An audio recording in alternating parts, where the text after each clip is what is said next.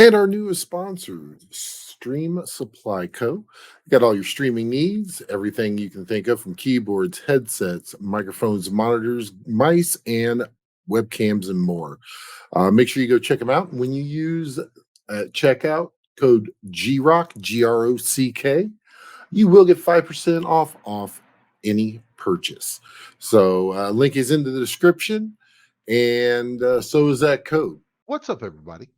No, it's been a while, but we're back with 10 things. And I actually have a really good one this time, I think. One that really touches with a lot of different people, not only in the RPG, but also uh, within the like anime type world. It is going to be The Last Airbender 10 Things We Know About the Tabletop RPG.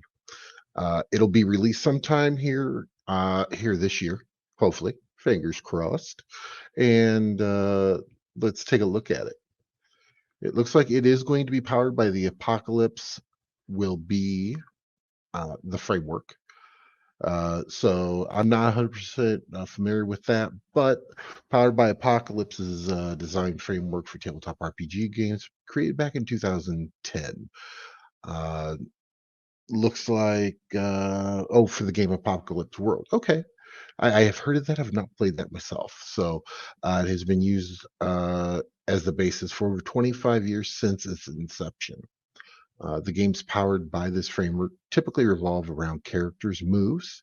Characters are given basic moves for typical tasks one might expect to have during the gameplay, such as generic fight move, fighting heavy in a fighting heavy game. Sometimes these moves can be specific to certain classes depending on how the game is structured, and it's assumed that the Avatar game will have a some sort of class system. So I'm sure that they're going to be like melding them all together, getting everything going. Mark Turman and James Mendez Hodes are taking time to do it right.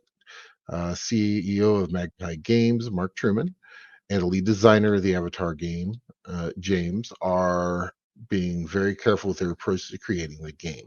They're working on combining the aspects of the show that fans fell in love with initially with the nuances of actual gameplay. So and that's sometimes that's one thing we don't think of is that you can do a great system. It's going to be a great system vehicle for this, but then the execution just falls short. It does happen. uh Now both of them love the franchises themselves, unlike Netflix, who use the original content to inspire for their story. They're taking their time developing a the blending styles that are incorporating martial arts, Eastern cultural influence, and finesse, which is cool. I think that's cool. Structure to encompass Asian cultures without offensive stereotypes or derivative concepts. Important part of the game is ensuring players feel comfortable portraying characters meant to be Asian without falling into the stereotypical or overused tropes, such as villainous dragon lords. Every character knows some form of karate. Hodes indicated that that's a question he gets asked most, uh, is how to portray an Asian character without being offensive. Uh, they basically say they're sure that all cultural significance will be included within the game book and character guides. Essentially, the intent for players to just play a character in the game will supply everything everyone might need.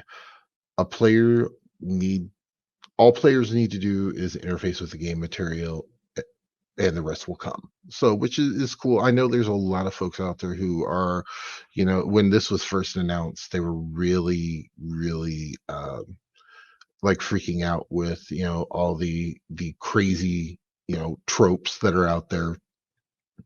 The everyone has a Fu Manchu, all that type stuff. Like they were talking about the Dragon Lady. Yeah, it's been a little crazy.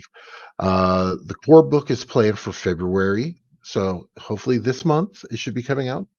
if it's not out already.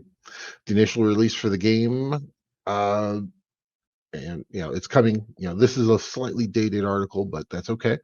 The fans could not be more excited. Not a whole lot's been revealed, which is good. Multiple different avatars. Ooh, they had that red underline, so my eyes went right to it. So that's cool. That means that you were going to have the Airbender, the Firebenders. It's just not going to be, oh, I play Aang, or I would actually like it if they weren't benders, if they were just regular folk, traveling around with somebody.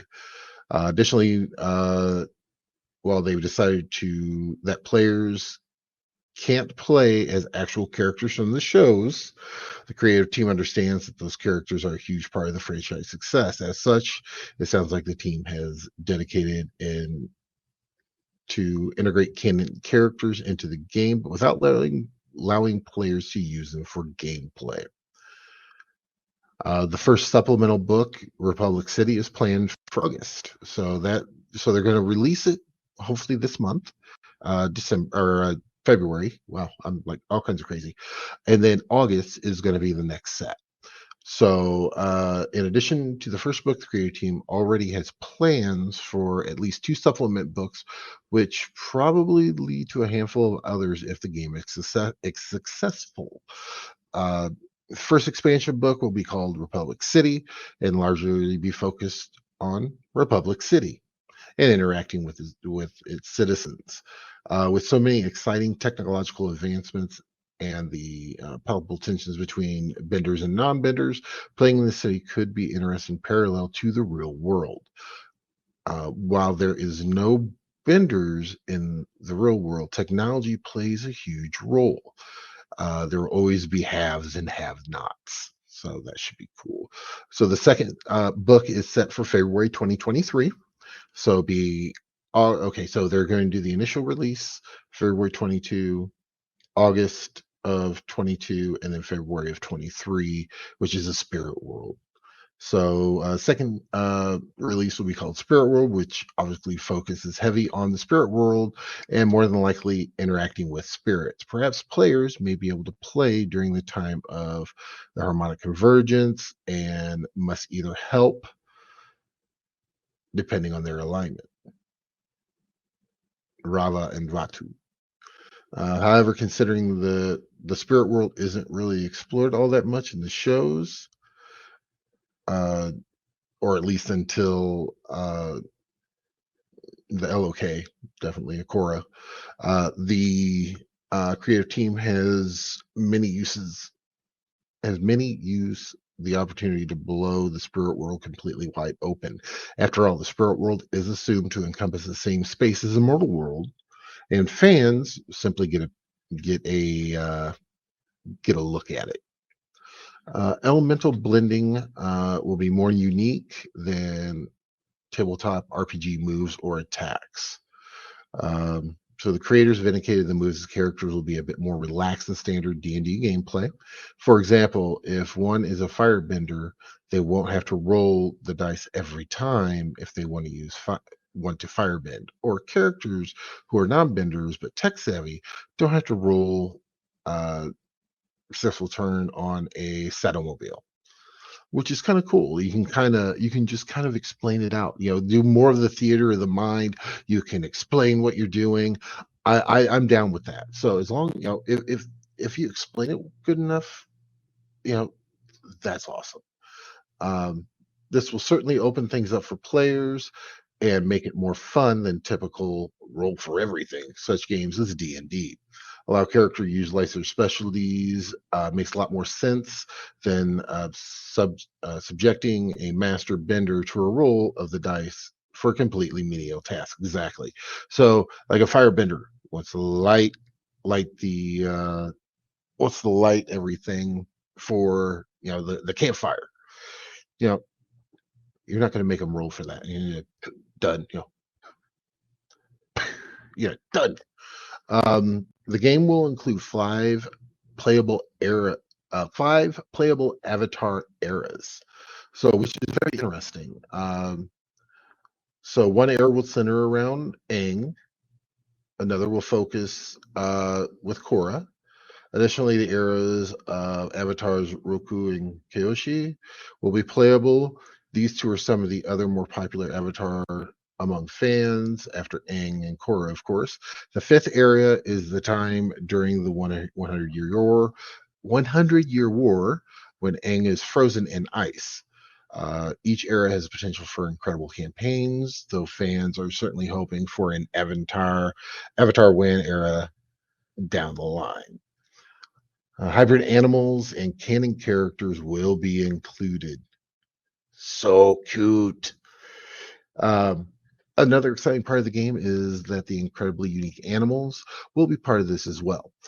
There will likely be the option for certain characters to choose an animal familiar, such like Momo, Fire Ferret, Flying Bison, Polar Bear Dogs, and Dragons. Additionally, the team had indicated, despite the reservations, there will be canon characters from the franchise within the game, perhaps as villains, friends, or other non-player characters. The party might come across a spirit seeking wisdom in the spirit world, or they may cross paths with Katara, taking them down to Southern Water tribes. The creative team has suggested that the avatar will not be playable, but energy bending may be possible. So you're not going to play Aang, or anybody like Aang, or Korra, or anything like that. You may see, a firebender or a waterbender. You're going to see those type of things, but you're not going to see, the others. Um, so that is, definitely one thing. So definitely want to thank everybody for joining me this time around. I know it's been, like I said, I know it's been a few weeks since I've put stuff out, but real life does happen sometimes to all of us. So hopefully we'll be able to get that ball rolling again. So we will see you guys next time, and thank you very much for taking a little bit of your time to watch something that I enjoy talking about, which is RPGs. And have a great day.